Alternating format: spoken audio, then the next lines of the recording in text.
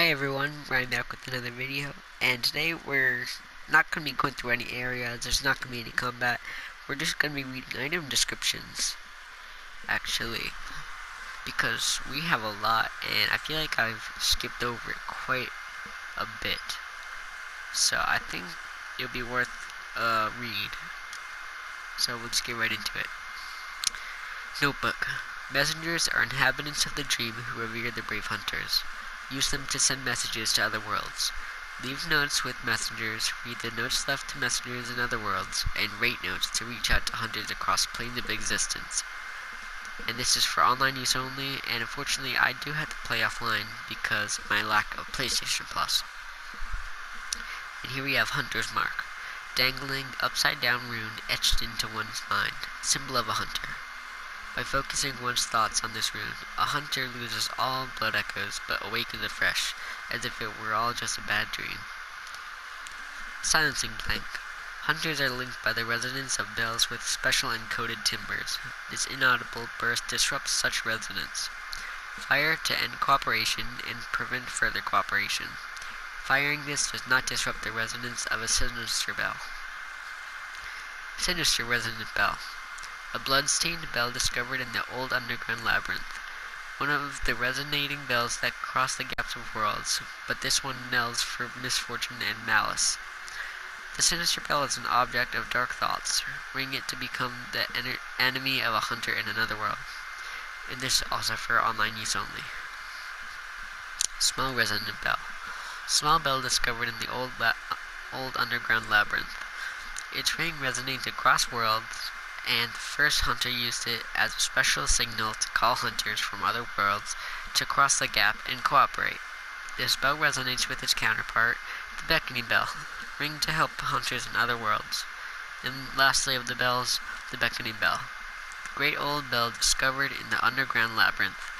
Its ring resonates across worlds, and the first hunter used it as a special signal to call hunters from other worlds to cross the gap and cooperate. A human must use insight to ring this uncanny bell, but the benefits of cross-world cooperation are many. Old Hunter Bone. The bone of an old hunter whose name is lost.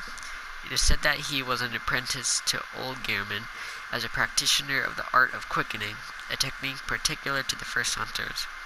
It is most appropriate that hunters, carriers of the torch who are sustained by the dream, would tease an old art from his remains. 1/3 of umbilical cord. A great relic, also known as the cord of the eye. Every infant great one has this precursor to the umbilical cord. Every great one loses its child and then yearns for a surrogate. The third umbilical cord precipitated the encounter with the pale moon, which beckoned the hunters and conceived the hunter's dream. Used to gain insight and, so they say, eyes on the inside, although no one remembers what that truly entails. Madman's knowledge. Skull of a madman touched by the wisdom of the great ones, used to gain insight. Making contact with eldritch wisdom is a blessing, for even if it drives one mad, it allows one to serve a grander purpose, for posterity.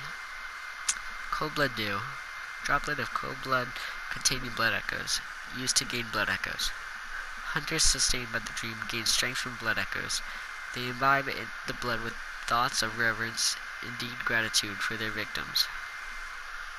Tiny music box. A small music box received from a young Yarnum girl. Plays a song shared by her mother and father. Inside the lid is a small scrap of paper, perhaps an old message. 2 names can be made out, however faintly. Viola and Gascoigne. Monocular. Monocular used to view things up close. Not a hunter's tool, but a simple antique, to be used as one sees fit. Bolt Hunter's Mark. Dangling, upside-down rune etched in the mind of a hunter. The image upon this parchment allows one to envision the rune with clarity. Allows a hunter to awaken again without losing blood echoes, a trick that seems nearly too good to be true. Bone Marrow Ash. Additional medium that strengthens quicksilver bullets. According to the workshop, this is a special bone marrow ash collected from the Hemwick charnel lane. Invaluable to hunters with weak blood tinge who require the use of strong firearms. Oh, I'm sorry, messed that up. Fire paper. Coarse paper that applies fire to weapons when rubbed. a hunter tool found in the healing workshop. Since the tragedy that struck old Yharnam, fire has become a staple in beast hunts, and is thought to cleanse impurity. Certain types of beasts have an abnormal fear of flame. Pebble. Small pebbles found throughout Yharnam can be thrown at foes. Quite thrilling. Throwing knife. Throwing knife with a finely serrated blade, one of the old hunter Henrik's favorite weapons. Does not cause a great deal of damage to beasts, but with deft use can distract attackers and keep them at bay. Numbing mist. Thrown to create a mist cloud that numbs a hunter's life essence and prevents restoration of HP. Said to be used by the blood hunters of Canehurst, its recipe is a secret closely guarded by the line of nobles inhabiting the castle. Pungent blood cocktail. Mature blood cocktail that releases a pungent odor when thrown that just attracts bloodthirsty beasts. A precious tool in sadly short supply. In Yharnam, they produce more blood than alcohol, as the former is more intoxicating. Oil urn. When this urn hits its mark, the target is drenched in oil and made extremely flammable. Fire is commonplace on the hunt, and oil urns accentuate its effect. Sometimes, when hunters burn beasts, they appear intoxicated by the euphoria of purification. Molotov cocktail. Explodes in raging flames when thrown against an object. One of the oldest hunter tools available in the workshop. Since the tragedy that struck old Yharnam, fire has become a staple in beast hunts and is thought to cleanse impurity. Certain types of beasts have an abnormal fear of flame. Beast blood pellet. Large medicinal pellets, supposedly formed of coagulated beast blood, banned by the healing church due to their unclear origin, grants a spurt of beasthood. Ripping apart the flesh of one's enemies and being rained upon by their splattering blood invigorates one's sense of beasthood, feeding strength and euphoric feeling alike. Antidote. Small medicinal tablets that counteract poison. Used to treat ashen blood, the baffling sickness that ravaged old Yharnam long ago. These tablets only provide short-term relief. The ashen blood ailment eventually triggered the spread of the beastly scourge. Alright, that's all for that page. Next we'll be going to materials. A solid shard that forms in cold blood. After death, a substance in the blood hardens, and that which does not crystallize is called a bloodstone. At the workshop, these bloodstones are embedded in weapons to fortify them. Same here. And then ritual blood. Material used in a holy chalice ritual. One of the basic ingredients used to saturate a holy chalice is this uncoagulated blood. When all is melted in blood, all is reborn. Material used in a holy chalice ritual, bloodshot eyeball. An exquisite eyeball removed quickly after death, or perhaps even before. Used to unlock the seal of the old labyrinth hinter tombs. Okay, then we're going to key items. Odin Tomb Key. Key to the gate that blocks the tomb of Odin. Beyond the tomb, the Odin Chapel can be found in the center of the cathedral ward. Only today the church is abandoned, and some say that the residents of Odin have all gone mad. Eye of a blood-drunk hunter. The eye of a blood-drunk hunter. Its pupil is collapsed and turned to mush, indicating the onset of the scourge of beasts. A hunter who goes drunk with blood is said to be taken by the nightmare, destined to wander forever, engaged in an endless hunt. It is a fate that no hunter can escape. Blood Gem Workshop Tool. The misplaced workshop tool from the hunter's dream. The hunter who retrieves this can fortify weapons by kneading blood gems into them. Blood gems add properties to weapons when used to fortify them, as blood defines an organism. Runesmith Workshop Tool. Runesmith Caryll, a student of Bergenworth, transcribed the inhuman utterings of the Great Ones into what are now called Caryll Runes. The hunter who retrieves this workshop tool can etch Caryll Runes into the mind to attain their wondrous strength. Provost Willem would have been proud of Caryll's runes, as they do not rely upon blood in any measure. Saw Hunter Badge. Badge crafted long ago at the workshop, attests to one's prowess as a hunter of beasts. The workshop is gone, and no group recognizes meaningless badge except the messengers in the bath, who understand its profundity. Certain things can only be entrusted with the hunter in possession of this badge, or so they believe. Sword Hunter Badge. One of the badges crafted by the Healing Church. The silver sword is a symbol of a church hunter. Ludwig was the first of many healing church hunters to come, many of whom were clerics. As it was, clerics transformed into the most hideous beasts. Old Hunter Bell. One of the resonating bells that cross the gaps of worlds. This bell is cracked and stained with the blood of beasts. A human must expend insight to ring this uncanny bell. The old hunters, who have long passed from the dream but cannot forget the feeling of the hunt, rely upon messengers to relay their thoughts. Ring the bell at their side, and they are certain to give a listen, for the night of the hunt is long and unchanging. Black Messenger Hat. Hat the messengers are oddly fond of, symbol of the preventative hunters of the healing church. The inhabitants of the stump appear to have an interest in adornment. Why not let them be happy and revel as babes? Messenger Urn Festival.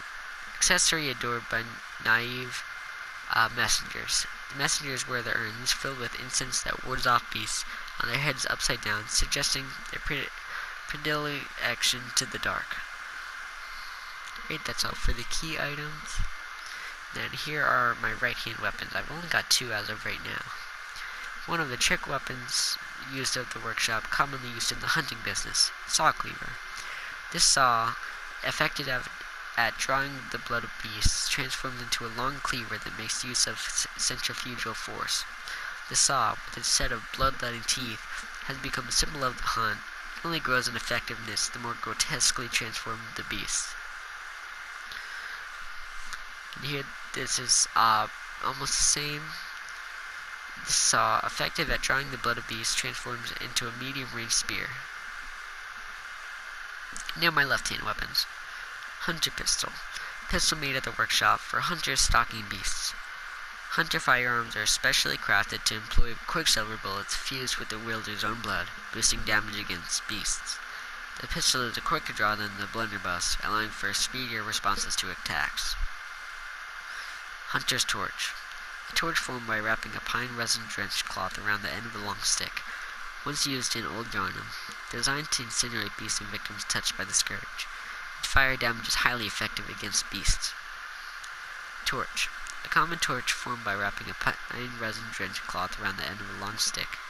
Hunters choose torches not only because the hunt leads them to the darkest nooks, but also because certain creatures they encounter are possessed of a deathly fear of flame. Wooden Shield. A crude wooden shield used by the masses who have arisen to join the hunt. Hunters do not normally employ shields, ineffectual against the strength of the beasts as they tend to be. Shields are nice, but not if they engender passivity. Alright, next we'll be going to Attire, and some of them are the same, so if I skip over any, that's because they're almost exactly the same. Hunter Hat. One of the standard articles of Hunter Attire fashioned at the workshop. A fine piece of Hunter Attire that provides stable defense to anyone facing Yarnum's beastly threat. Recognizable by its withered feathers, this cap is fashioned after one of the old hunters. One of the standard articles of Hunter Attire fashioned at the workshop, accompanied with a short cape to wipe away blood. A fine piece of Hunter Attire that provides stable defense to anyone facing Yarnum's beastly threat. Allows one to stalk beasts unannounced by cover of night.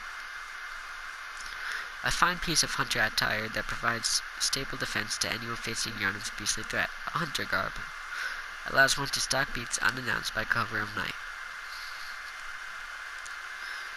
Okay, that's about the same. Yep. Okay, now top hat. Hat worn by hunters who admire formality. Some hunters place an emphasis on form, as seen by the use of the threaded cane. For them, formality, beauty, and justice are the very essence of our humanity, and precisely what keeps us hunters from becoming something else. Henrik's Hunter Cap. Hunter's hat worn by Henrik, the old hunter. The taciturn old hunter Henrik was once partners with Father Gascoigne, and though they were a fierce and gallant duo, their partnership led to Henrik's tragically long life. Henrik's unique yellow garb is resistant to bolt and will be of great help to any hunter who has inherited the onus of the hunt. Rumpled Yarnum Hat. Common Yarnum Cap. Well worn and losing its shape. Well worn, sweaty clothes. Common Yarnum clothing. Well worn and damp with sweat. Black Hood. Hood warned upon awakening to the nightmare of blood and beasts. Perhaps its wearer had to stay out of sight and travel by cover of darkness. Without memory, who will ever know? Foreign garb. Clothing worn upon awakening to the nightmare of blood and beasts. Not typical for Yharnam, perhaps it is of foreign origin. It is said, after all, the traveler came to Yharnam from afar. Without memory, who will ever know? Sullied bandage. Bandage worn upon awakening to the nightmare of blood and beasts, terribly worn and unsanitary. A faint memory recalls blood ministration involving the transfusion of unknown blood, not long after the nightmare began. Foreign trousers. Trousers worn upon awakening to the nightmare of blood and beasts. Not typical clothing for Yharnam, perhaps it is of foreign origin. It is said, after all, the traveler came to Yharnam from afar. Alright, there we go, that's all Attire. Now we'll be taking a look at the blood gems. These are quite similar, so a blood gem, tempering blood gemstone. A blood gem that fortifies weapons and adds various properties. Blood gems are especially rare bloodstones that grow on cold blood. Blood gems are kneaded into weapons using workshop tools, but only one of matching shape. Most radial blood gems have effects that bear upon physical attacks. Adept blood gemstone, tempering blood gemstone. Most triangular blood gems have effects that provide attribute bonuses and extra effects. Gold blood gem, a blood gem that fortifies weapons and adds various properties. Most radial blood gems have effects that bear upon physical attacks, and this golden radial blood gem, kept for generations within the church, strengthens attacks against those afflicted intensely by beasthood. When clerics began transforming into unspeakable beasts, the church needed something to retaliate with. Attire blood gemstone. Droplet blood gems are special gems that adapt to various weapons and shapes. Created from a shining silver doll tier, this blood gem is a quiet but unfaltering friend that continually restores HP, the life essence of a hunter. Perhaps the doll's creator had wished for such a friend, albeit in vain. Alright, that's all in blood gems. Now we'll get into the Caryll Runes. Communion. A secret symbol left by Caryll, runesmith of Byrgenwerth. Several runes relate to blood, including communion, which raises the maximum number of vials one may carry. This rune represents the healing church and its ministers. Blood ministration is, of course, the pursuit of communion. A secret, formless Oiden. A secret symbol left of Caryll, runesmith of Byrgenwerth. The Great One Oiden, lacking form, exists only in voice, and is symbolized by this rune. Those who memorize it enjoy a larger supply of quicksilver bullets. Human or no, the oozing blood is a medium of the highest grade, and the essence of the formless Great One, Oiden. Both Oiden and his inadvertent worshippers surreptitiously seek the precious blood. Air. A Caryll rune that transcribes inhuman sounds. The air sees sentimentally into the warmth of blood and acknowledges visceral attacks as one of the darker hunter techniques. More blood echoes gained from visceral attacks. Perhaps the air is a hunter who bears the echoing will of those before him. Lake. A Caryll rune that transcribes inhuman sounds. This transcription of the Great One's inhuman voices ripples like a watery reflection. This rune means lake, and those who memorize it enjoy reduced physical damage. Great volumes of water serve as a bulwark guarding sleep and an augur of the eldritch truth. Overcome this hindrance and seek what is ours. Beast. A secret symbol left by Caryll, runesmith of Byrgenwerth. A transcription of the roar of a labyrinth beast. The bearer of the beast rune has accentuated temporary transformation effects. Beast is one of the early Caryll runes, as well as one of the first to be deemed forbidden. The discovery of blood entailed the discovery of undesirable beasts. Alright, and here's our last one, a Tumuru Chalice. Ritual chalice found in the Church of the Good Chalice. Used in a ritual at the tomb altar in a hunter's dream to break the seal of the old underground labyrinth. Let the chalice reveal the tomb of the gods. Let blood be the hunter's nourishment, and let ye partake in communion. Alright, and that's about all. Yeah, that's pretty much everything. And here are my stats for anyone that would just like to take a quick look. go. Okay. And yeah, that's about it. Thank you for listening. Thank you for staying to hear all that. I hope that could give you some insight. And I hope you enjoyed. If you did, consider subscribing to see more and leave a like. Thank you. I appreciate you watching and have a great day.